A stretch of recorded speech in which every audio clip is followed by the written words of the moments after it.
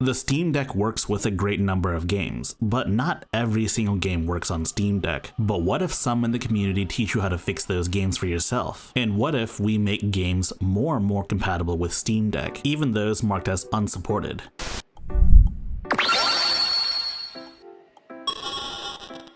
Welcome back to the Steam Deck Masterclass. This is Volume 7, and today we're going to teach you how to take compatibility into your own hands. But first, let's talk about the elephant in the room: Steam Deck verification and compatibility. Steam Deck verification is a system where Valve vets games and ensures that they play properly and play nicely on Steam Deck. It's not just a matter of whether or not games technically run on Steam Deck, but if they're a good experience. Things the average gamer may not think of. Things like making sure text is actually readable at that resolution.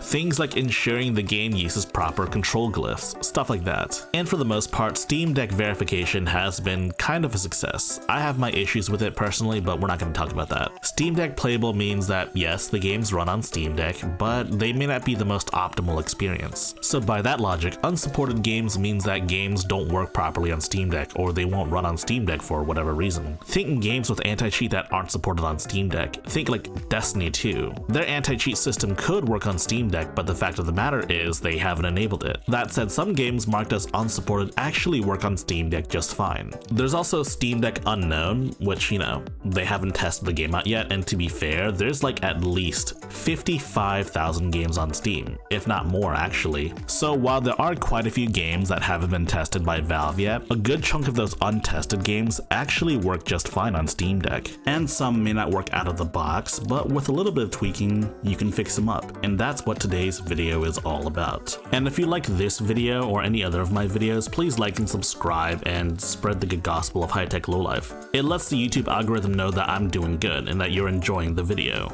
And while you're at it, why don't you go ahead and check out my Twitter account. I'm currently running a giveaway for the Awesome Games Done Quick bundle. Every game will be up for grabs except for Astalon and Borderlands 2. Links to my giveaway in the comments down below. I'm hosting it on Twitter, but you will need to follow the instructions, and each person is eligible for one game only. And you might win. Now let's look at the most useful resource for Steam Deck players: ProtonDB. As the name implies, it's a database for games running through Proton, more specifically Steam titles. It's a database not just for the Steam Deck, but also Chromebooks and just general Linux devices. Users can report whether or not games work properly or whether they don't work properly, but ProtonDB's best feature is its community. More often than not, if a game doesn't work properly on Steam Deck but works with a few tweaks, then expect someone to post what those tweaks are. Even better, the users will find games that are marked as unsupported and report on whether or not some of those games work.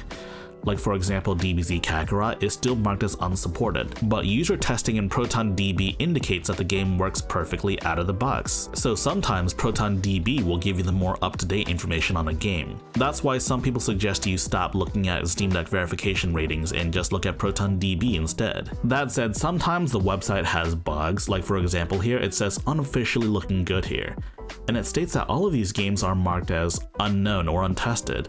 But these games have Steam Deck verification ratings, and they have ratings on ProtonDB as well. And I can vouch for every single one of these games running perfectly on Steam Deck. I don't know what issue this is, but no one's pointed it out, so I have to point it out. Now let's talk about the rest of the tools needed to take compatibility into your own hands. The most important tool here is Proton-GE. It's a compatibility layer based on Valve's own Proton, which is used to run Windows games on Steam Deck. Proton-GE implements fixes that Valve legally cannot implement, such as Microsoft codecs that you normally have to license. And sometimes there are game-specific tweaks in Proton-GE that just aren't in regular old Proton. There are two main ways to get Proton-GE.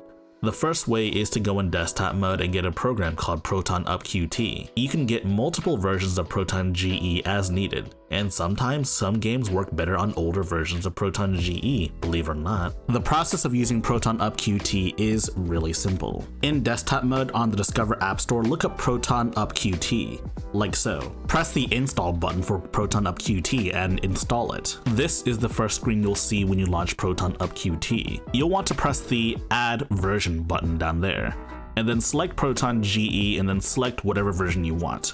It's generally recommended that you install the latest version of ProtonGE. Let it do its process and ProtonGE will be installed. The other method of getting ProtonGE is through a Decky plugin known as Wine Cellar. If you have Decky set up, you can get the plugin and the plugin will download and set up ProtonGE for you. It functions similarly to ProtonUpQT. You can find this plugin in the Decky store, and if you don't have Decky set up or anything, I suggest watching this video as well. So that's two methods of installing ProtonGE. Now for the big question. How do we actually use it with our games? To use ProtonGE, you need to go into a game's properties and then go to compatibility, force the use of a specific compatibility tool, and select whatever version of ProtonGE you'd like. You can also use this to access any older version of Proton or Proton Experimental if so desired. What is important though is that you keep certain things in mind. First and foremost being that you should try out a game in regular old Proton first. If it works, then there's no need to use ProtonGE for that game. Although kind of rare, sometimes regular Proton runs games better than ProtonGE. If it doesn't work, then go ahead and enable ProtonGE and see if that works. Another thing to realize is that sometimes ProtonGE just won't make games work. One big example, of course, being games with unsupported anti-cheats. ProtonGE won't make those games actually work on Steam Deck, no matter how hard you try. And sometimes, even games without anti-cheat just don't work with Proton or ProtonGE, and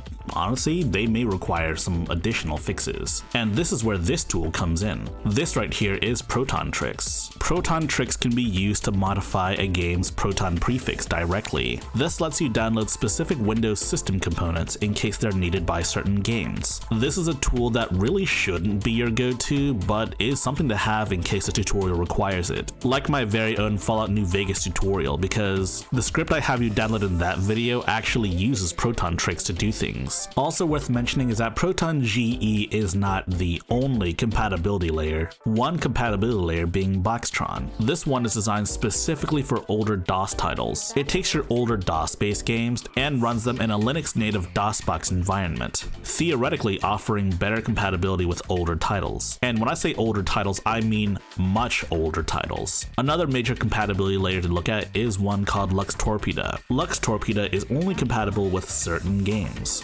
but what it does is totally unique. It allows you to run games through open source and ported versions of their own engines. Like for example, The Elder Scrolls 3 Morrowind runs through OpenMW, an open source re-implementation of Morrowind's native game engine. Or Doki Doki Literature Club. Doki Doki in particular runs through the native Linux version of RunP as opposed to running the Windows version of the game. There are many other examples, but I would check the GitHub page to see what games work with LuxTorpeda. And finally, last but certainly not least, this isn't really a compatibility layer, but rather a suite of tools, Steam Tinker Launch.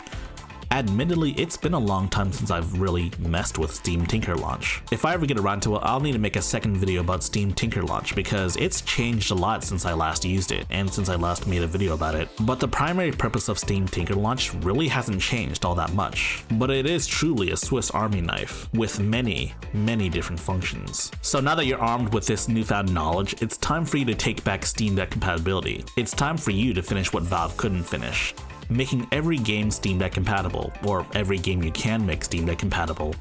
If you like this video, please press the like button and check out our other videos, and if you like those other videos as well, be sure to press the subscribe button and share the good gospel of high-tech lowlife with your friends. Furthermore, we have a community Discord for enlightened individuals such as you. And if you wish to further support high-tech lowlife, be sure to check out our Patreon page, links in the description.